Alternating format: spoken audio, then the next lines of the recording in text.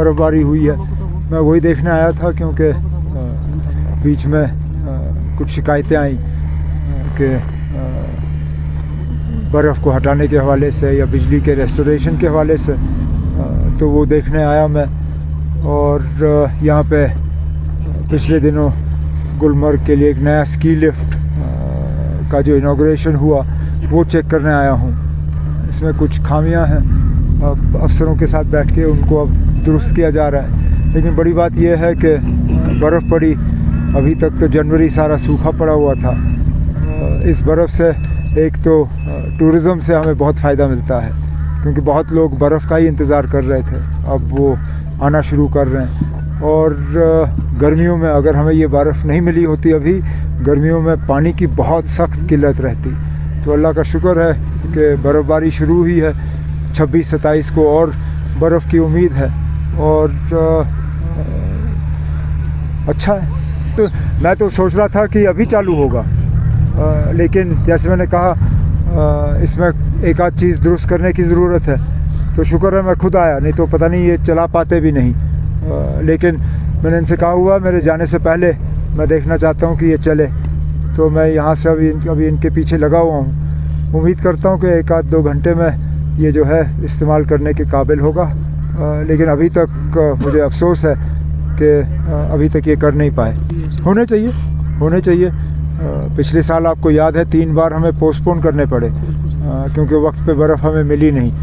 इस बार चिले कलान में ही बर्फ़बारी हुई है, तो अब खेलो इंडिया गेम्स भी जो हैं हम ठीक तरह से ऑर्गेनाइज़ कर सकेंगे। पिछली बार भी था, आगे भी होगा। लोगों की बनी हुई हुकूमत है। पिछली बार भी हमने कई इक़दाम उठाए लोगों को एक राहत पहुंचाने के लिए, आगे भी करेंगे। मौसम के नुकसान के वजह से सिस्टम में काफ़ी ख़राबी आई। जैसे मैंने परसों आपसे कहा, जहां रोज़ हम 1700 मेगावाट बिजली सप्लाई करते थे, उस तेज़ हवा और बर्फ़ के वजह से हम 100 मेगावाट पे नीचे आए। कल रात तक हमने 1500 दोबारा क्रॉस किया था।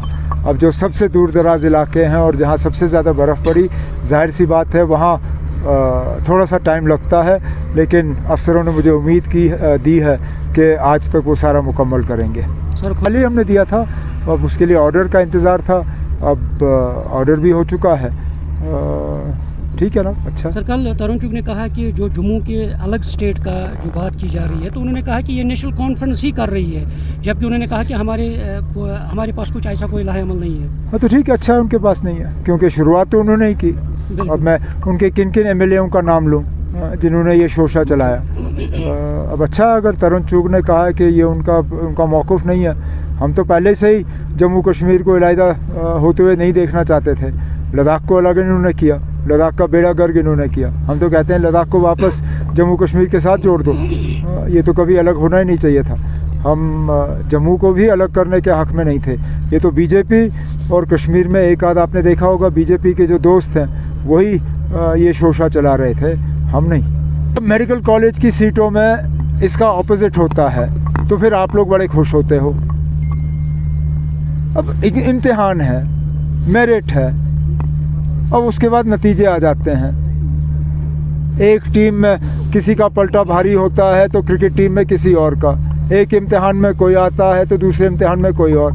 हर चीज़ को मज़हब और इलाके के लिहाज से नहीं देखा जाना चाहिए। कुछ चीज़ों में आप मेरिट पे ही कर लीजिए, जिनका मेरिट बनता है वो है। अच्छा, ये आप मुझे कहिए कि फ्रॉड हुआ है, वो उसमें मैं तहकीकात करने के लिए तैयार हूँ। आप अगर मुझे कहिए कि किसी ने इम्तिहान में फ्रॉड का इस्तेमाल किया, चीटिंग की, धोखा दिया, उसमें मैं तहकीकात करूँगा। लेकिन अगर कोई मेहनत करके इम्तिहान पास कर गया, उसमें आप एतराज़ कैसे कर सकते हो? ये तो वही सियासत है ना जो हमारे बच्चों के खिलाफ जम्मू में किया, और जिस बुनियाद पे फिर मेडिकल कॉलेज बंद हुआ। ये सियासत नहीं करनी चाहिए ना। मेरिट अपनी जगह। कोई अगर ये कहे कि फ़्रॉड हुआ है, मुझे फ़्रॉड का थोड़ा सा सबूत दिखाइए, मैं खुद तहकीकात करवाऊँगा। ठीक है।